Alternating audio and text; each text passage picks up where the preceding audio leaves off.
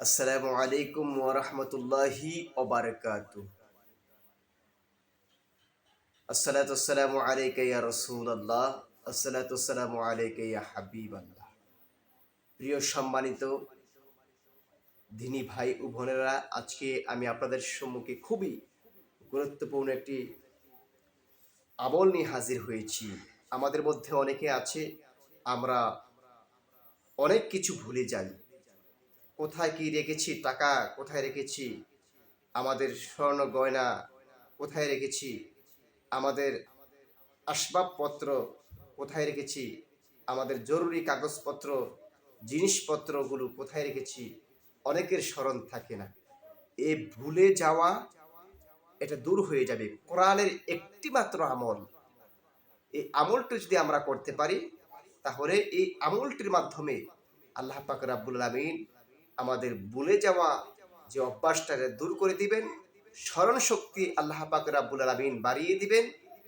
এই আমলটা করলে, সে আমলটি হচ্ছে কোরআন কারীমের সূরা আহকাফের এই আয়াত কারিমা যদি আপনি তেলাওয়াত করতে পারেন, তাহলে ভুলে যাওয়া অভ্যাস দূর হয়ে যাবে। আল্লাহ পাক রাব্বুল আলামিন আপনার স্মরণ শক্তি বৃদ্ধি করে দিবেন। সে আয়াতটি হচ্ছে আউযু বিল্লাহি মিনাশ শাইতানির রাজীম। বিসমিল্লাহির রহমানির রহিম। হামিম। তানসিলুল কিতাবি মিনাল্লাহিল আজিজিল হাকীম। মা খালাকনাস সামাওয়াতি ওয়াল আরদা ওয়া মা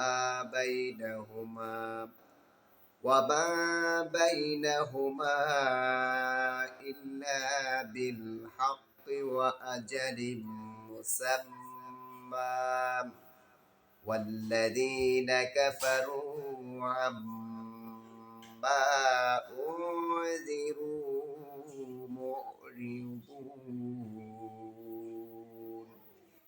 এই কোরআনুল কারীমের এই আয়াতে কারিমাটা যদি আমরা নিয়মিত ৫ ওয়াক্ত নামাজের পর হোক অথবা যে কোনো সময় অজু অবস্থায় আমরা তেলাওয়াত করি, স্মরণ শক্তি বৃদ্ধি করার উদ্দেশ্যে, ভুলে যাওয়া জিনিস মনে করার উদ্দেশ্যে আমরা যদি এই সূরা আহকাফ এই আয়াতে কারিমাগুলি তেলাওয়াত করি, আল্লাহ পাক রাব্বুল আলামিন এই আয়াতে কারিমা তেলাওয়াতের বরকতে আমাদের স্মরণ শক্তি বৃদ্ধি করে দিবেন। ভুলে যাওয়া সব কিছু আমরা স্মরণ করতে পারবো। আল্লাহ পাক রাব্বুল আলামিন যেন আমাদেরকে আমল করার তৌফিক দান করে।